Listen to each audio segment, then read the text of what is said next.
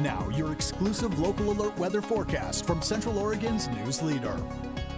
Good morning and happy Tuesday. We've issued a local alert weather day today, but the real impacts are going to be felt overnight. So today we just want you to kind of get prepared for the impacts late tonight. We're expecting strong winds, maybe even some localized damage, downed tree branches, and power outages are possible. And if you have to do any overnight travel, there will be some travel impacts. So it's really all due to those strong winds that are occurring.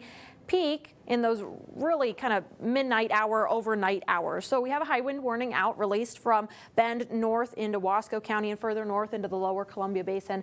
This is active from 10 p.m. tonight to 4 p.m. Wednesday. But again, the peak wind gusts are going to be felt right in the middle of the night. So you're going to want to spend the day today kind of preparing your yard, maybe tying down or bringing in any of those loose objects, such as your holiday decorations, or maybe you got to do some trimming of some trees outside of your yard. That's what we're planning for tonight. So we've issued the local alert weather day today, just so you're prepared for what could happen overnight. We'll take a look at some of those gusts through the day today. A little bit breezy, maybe around 20, 25 mile an hour gusts. And then we head into those overnight hours. I have this stopped right at 1 a.m.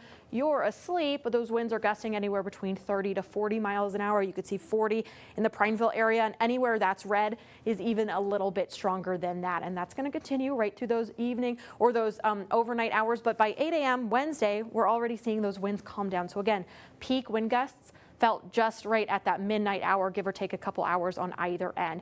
And then we start the day a little bit breezy on Wednesday, but winds will progressively settle through the rest of your afternoon.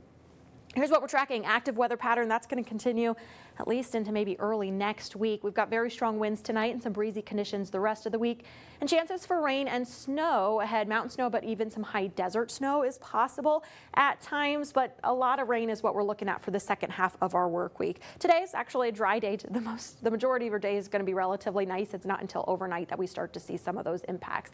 Here's your future track. Variably cloudy skies. We'll get a few cloud breaks at times through the day today. 9 p.m. this model has rain coming into the high desert. We're seeing some more moderate rain across the Cascades, but even portions of the Tri-County area could get some pockets of more moderate rain overnight into tomorrow morning. That's going to be pretty steady in those overnight hours and then taper off at the top of the day.